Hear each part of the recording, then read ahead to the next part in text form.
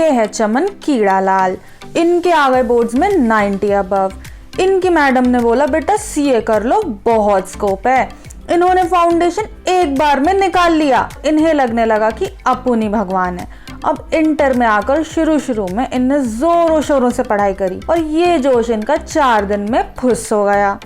उसके बाद क्लासेस के वक्त या तो ये अपने आफ्टर सीए वाले ख्यालों में खो जाते थे या आलस में सो जाते थे और इस वजह से बैकलॉग्स इकट्ठे हो गए। फिर इनने सोचा कोई बात नहीं चमन, जब कोर्स खत्म होगा तब हम बढ़िया तरीके से पढ़ना स्टार्ट करेंगे। फिर वो दिन आ ही गया जब टीचर्स ने अपनी तरफ से सारा सिलेबस खत्म कर दिया। लेकिन अब चमन को समझ नहीं आ रहा कि वो कहाँ से शुरू करे।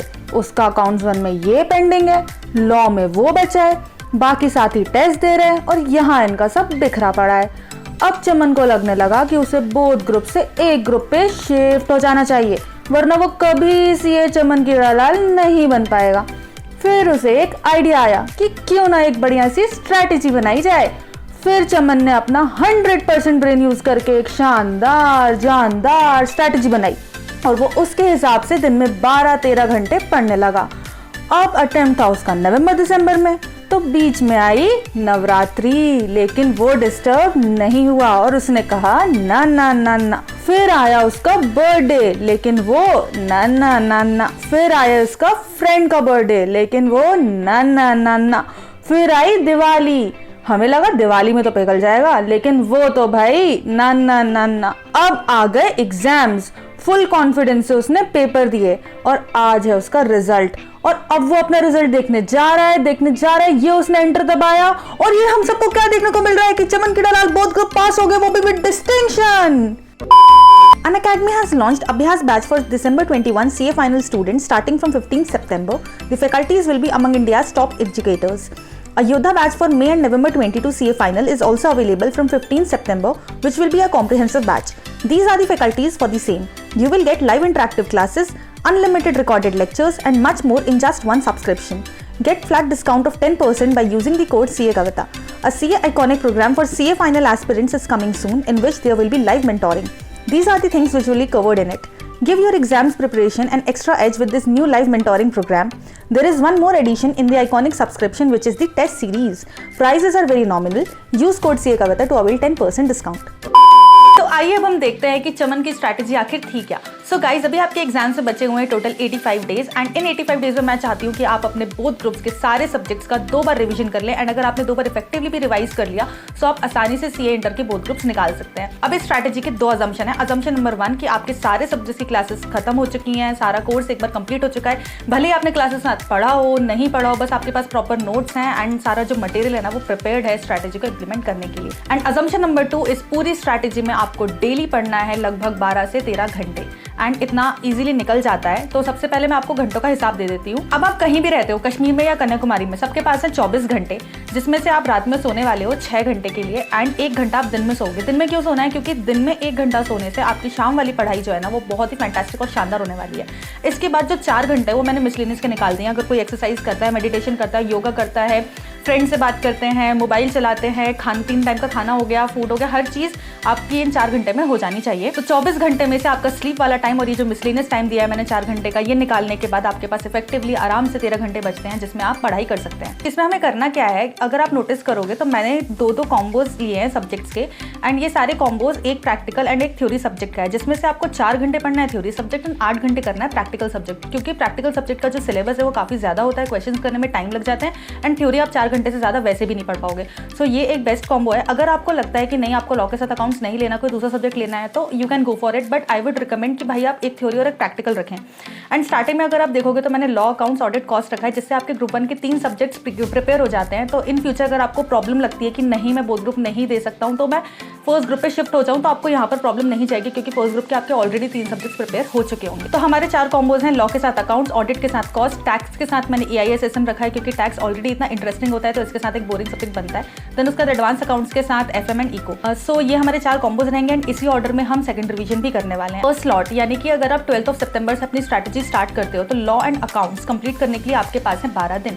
इसमें आपको करना क्या है, आपको सुबह उठना है, सुबह उठते से ही आपको लॉ पढ़ना है क्योंकि थ्योरी सब्जेक्ट सुबह सुबह बहुत प्यारा रेटेड होता है। तो आप चाहो तो 2 घंटा सुबह लॉ पढ़ सकते हो, फिर दिन भर अकाउंट्स पढ़ सकते हो एंड देन रात में 2 घंटा और लॉ पढ़ सकते हो, या फिर सुबह 4 घंटे आप लॉ के कंप्लीट करो एंड देन उसके बाद आप पूरा दिन अकाउंट्स पढ़ो, जैसे आपकी मर्जी। तो आपको ये लॉ और अकाउंट्स कंप्लीट करना है टोटल 12 डेज में। अब मैं कॉन्फिडेंटली कह सकती हूँ कि 12 डेज में आपका आसानी से हो जाएगा क्योंकि जब मैं ये स्ट्रैटेजी बना रही थी मैंने पूरा अकाउंट्स का सिलेबस देखा है, पूरा लॉ का सिलेबस देखा है एंड डे वाइज जो आपका जो मेन इंडेक्स है ना उसमें मैंने लिख करके देखा है कि आप कौन सा चैप्टर कितने दिन में कर सकते हो। और ये मैंने खुद नहीं, एक्चुअली मैंने एक इंटर की स्टूडेंट के साथ मिल करके बनाई है, तो उसने मुझे खुद बताया कि दीदी मुझे ये चैप्टर करने में इतना टाइम लगेगा या ये चैप्टर मेरा इतना तैयार है तो मुझे इतना टाइम लग सकता है। तो मैंने वो सारे मैक्स टाइम कवर करने के बाद ये 12 दिन निकाले कि इन 12 दिन में आपके आराम से अकाउंट्स भी हो जाएगा एंड लॉ भी हो जाएगा, प्रोवाइडेड दैट आप लॉ 4 घंटे पढ़ रहे हो और अकाउंट्स आप 8 घंटे पढ़ रहे हो। तो आप खुद अपने इंडेक्स में मार्क करके रख लो कि आपको कौन से टॉपिक को कितना दिन देना है। जैसे फॉर एग्जाम्पल पार्टनरशिप, अगर आपको बहुत ज़्यादा टफ लगता है तो आप पूरा एक दिन पार्टनरशिप को दे सकते हो या 1.5 डेज या हद से 2 डेज भी दे सकते हो।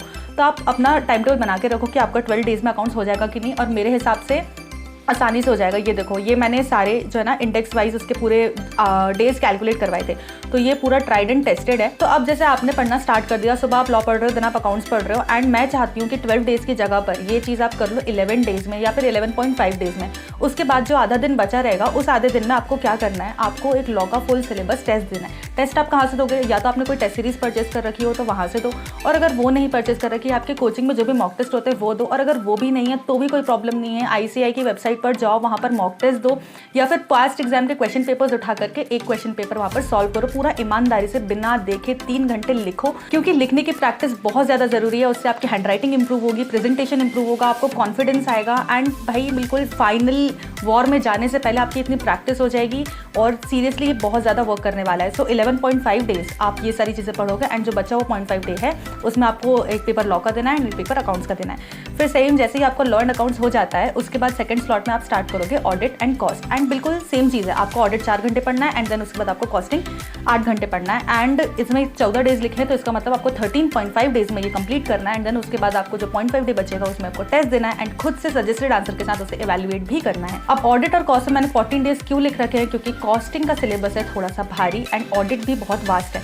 तो ये दोनों का जब मैंने इंडेक्स मिलाया था तो टोटल 14 डेज मैक्सिमम लोगों को लग सकते हैं आसानी से। आपका ऑडिट एंड कॉस्ट हो जाएगा। देन उसके बाद 8 तारीख से आप स्टार्ट करोगे EISSM और टैक्स के लिए मैंने 15 दिन दे रखे हैं, क्योंकि टैक्स में GST है प्लस इनकम टैक्स है और काफ़ी लोगों को टैक्स के कॉन्सेप्ट क्लियर नहीं है, बहुत सारे लोगों को टफ लगता है टैक्सेशन CA इंटर में, तो इस हिसाब से इसमें थोड़े ज़्यादा डेज लग सकते हैं। तो इस तरीके से आपका जो फर्स्ट रिवीजन होगा वो पूरा कंप्लीट हो जाएगा। अब क्वेश्चन ये आता है कि दीदी अगर हम EISSM टैक्स करेंगे, ठीक है, तो हमने जो लॉ पढ़ा था वो हमने कितने दिन पहले पढ़ा था, लगभग 30 डेज पहले पढ़ा था, तो ऐसा तो नहीं कि हम लॉ भूल जाएंगे, ऐसा नहीं है, इस बात की चिंता मत करो, बिल्कुल नहीं भूलोगे आप। ये जैसी चीज़ आप कर लोगे, जब सेकंड रिवीजन में आप अपने लॉ को दोबारा उठाओगे ना, भले ही आप लॉ को ऑलमोस्ट 40 डेज बाद उठा रहे हो, बट जब आप बुक देखोगे ना तो मेरी गारंटी है आपको सारी चीज़ें याद आ जाएंगी अगर आपने फर्स्ट रिवीजन में ढंग से पढ़ा होगा तो।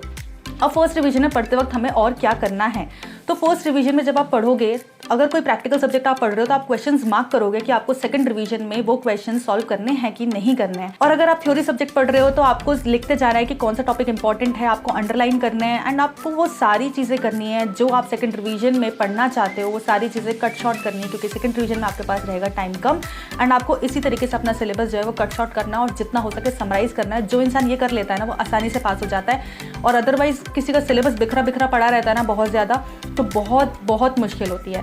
सो ट्रस्ट मी, रिवीजन 1 में ही आपको ये सारी चीज़ें कर लेनी है ताकि आपका एक बार को सिलेबस पूरा कंप्लीट हो जाए एंड रिवीजन 2 में आपको बहुत ज़्यादा आसानी हो। फिर हम आते हैं सेकंड रिवीजन पर। सेकंड रिवीजन पर हमने सेम कॉम्बो लिया है, सेम ऑर्डर लिया है ताकि आपके ब्रेन को, आपकी बॉडी को हर चीज़ की आदत हो जाए। अब जब तक आप सेकंड रिवीजन में आओगे तब तक आपकी एफिशिएंसी इंक्रीज हो जाएगी, आप आराम से 13 आवर्स अ डे पढ़ लोगे, ठीक है। सो यहाँ पर आप लॉ और अकाउंट्स को करोगे आधे दिन में, यानी कि 6 डेज में। पहले हमने 12 डेज में किया था, इस बार आपका 6 डेज में हो जाना चाहिए एंड इनफैक्ट 6 डेज में भी नहीं, 5.5 डेज में होना चाहिए। बचे हुए आधे दिन में आपको एक बार टेस्ट और देना है। जी हाँ, आपको एक बार टेस्ट और देना है ताकि आपके 2 बार टेस्ट हो जाएंगे एंड इसके बाद आपको फुल कॉन्फिडेंस आ जाएगा इस सब्जेक्ट पर। तो ये लॉ एंड अकाउंट्स आपने उठा लिया। इसके बाद सेम ऑडिट कॉस्ट के साथ टैक्स वाले में मैंने 7 डेज दिए because tax is vast, and advance accounts वाले में भी मैंने 7 डेज दिए। तो इस तरीके से आपका सेकंड रिवीजन हो जाएगा आसानी से। एंड देन हमारा दिसंबर में हम एंटर कर जाएंगे। एंड दिसंबर में आपको पढ़ना है लॉ सबसे पहले 2 दिन, क्योंकि आपका जो फर्स्ट पेपर है अकाउंट्स एंड देन उसके बाद आपका सेकंड पेपर लॉ होने वाला है। तो लॉ रिटेन करने के लिए आपको लॉ को एक बार और देखना पड़ेगा एंड ये हो जाएगा आपका लॉ का 3rd रिवीजन। एंड लॉ आपका हो गया पक्का। लॉ में आसानी से आएगी आपकी एग्जाम्शन, क्योंकि लॉ हो चुका है आपका 3 बार रिवाइज, ठीक है। इसके बाद 3 दिन दिए मैंने अकाउंट्स पढ़ने के लिए। 3 दिन में आपके अकाउंट्स आसानी से हो जाएगी 2 बार रिवाइज करने के बाद। एंड देन आप जाओगे अकाउंट्स का पेपर देने। एंड एक और चीज मैं कहना चाहती हूँ कि जैसे फर्स्ट रिवीजन करते वक्त आप सेकंड रिवीजन की प्लानिंग कर रहे थे कि मुझे सेकंड रिवीजन में ये क्वेश्चंस करने हैं या ये टॉपिक पढ़ना है, वैसे ही सेकंड रिवीजन करते वक्त आपको 1.5 डे प्लानर बनाना है कि एग्जाम के 1.5 डे पहले आपको क्या देखना है, कैसे देखना है, किस टॉपिक को कितना टाइम देना है। ये प्लानिंग बहुत बहुत इंपॉर्टेंट। आप किसी भी रैंक होल्डर से पूछोगे, हर इंसान ने 1.5 डे की प्लानिंग कर रखी होती है। अब सवाल ये आता है कि आप में से बहुत सारे लोग सोच रहे होंगे कि ये कितना स्ट्रिक्ट टाइम टेबल, मतलब एक भी दिन जो है ना वो इधर का उधर नहीं हो सकता। अब हो सकता है हम बीमार पड़ जाए, बीच में नवरात्रि आएगी, दिवाली आएगी, बर्थडेज आएंगे, बहुत सारी चीज़ें होती हैं एंड हो सकता है हमारा एक दिन इधर का उधर हो जाए, मेहमान आ जाए, हम नहीं पढ़ पाए किसी कारण से। तो आपने उसके लिए कोई स्कोप नहीं छोड़ा जहाँ हम वो बैकलॉग क्लियर कर सकें गाइज। क्योंकि मेरा मानना है, देखो नवरात्रि आएगी, दिवाली आएगी, बर्थडे आएगा, सब आएगा, आपको सब कुछ सैक्रिफाइस करना होगा क्योंकि ये सारी चीज़ें हर साल आती हैं। बट आपका फर्स्ट अटेम्प्ट, आपका एग्जाम बार बार नहीं आएगा। तो पूरा मन लगा करके अपने आप को पूरा समर्पित कर दो पढ़ाई के प्रति।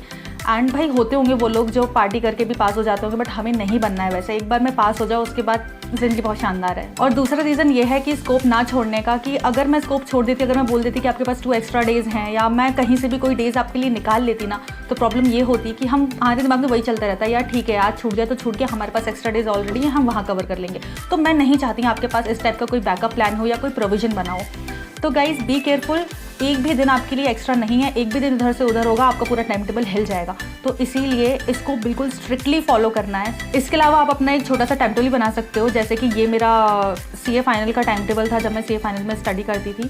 तो ये भी मैंने डिस्क्रिप्शन बॉक्स में साथ में अटैच कर दूँगी, आप इसको देख करके बना सकते हो, जिसमें आपकी जो भी होती हैं पावर नैप्स, लंच कब करना है, क्योंकि हर घर में अलग अलग टाइमिंग होती है खाने पीने का, तो इसलिए वो मैं आपको बना के नहीं दे सकती, वो आपको खुद ही बनाना पड़ेगा।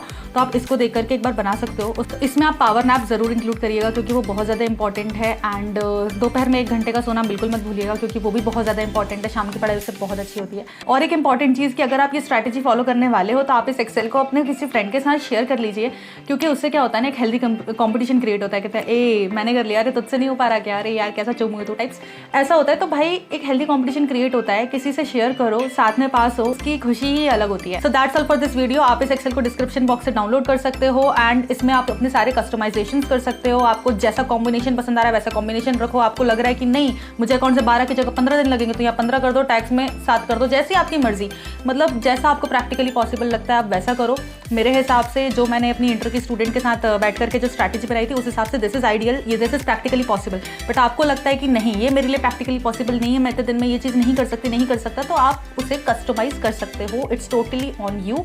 बट मेरा बस मकसद ये है कि आपके पास एक डायरेक्शन होना चाहिए, एक स्ट्रैटेजी होनी चाहिए, क्योंकि आपको दिशा कौन दिखाएगा, एक दिशा दिखाने वाली एक चीज़ आपके पास होनी चाहिए। तो भाई इसका प्रिंट निकालो, बढ़िया दीवार पर सजाओ, थोड़ा मोटिवेशन लो। एंड कोई बात नहीं, सभी लोगों का सिलेबस कंप्लीट नहीं हो पा रहा है, बिखरा पड़ा हुआ है, समराइज नहीं हो पा रहा है, बट करेंगे तभी होगा। तो 13 आवर्स अ डे पढ़ना स्टार्ट करो, कोई बड़ी बात नहीं है, सब करते हैं, सब ने पढ़ा है एंड कोई एलियन नहीं है यहाँ पर, सभी इंसान है, तो आप लोग भी आराम से कर सकते हो। So all the very best for your exam. And अगर आपको लगता है कि मैं आपको कोई और भी हेल्प कर सकती हूँ तो प्लीज़ कमेंट बॉक्स में मुझे सजेशंस दीजिएगा वीडियो बनाने के कि नहीं इस पे चाहिए उस पे चाहिए, and I will surely take up your suggestions. So guys that's all for this video. Please subscribe for more such useful content and thank you so much for watching.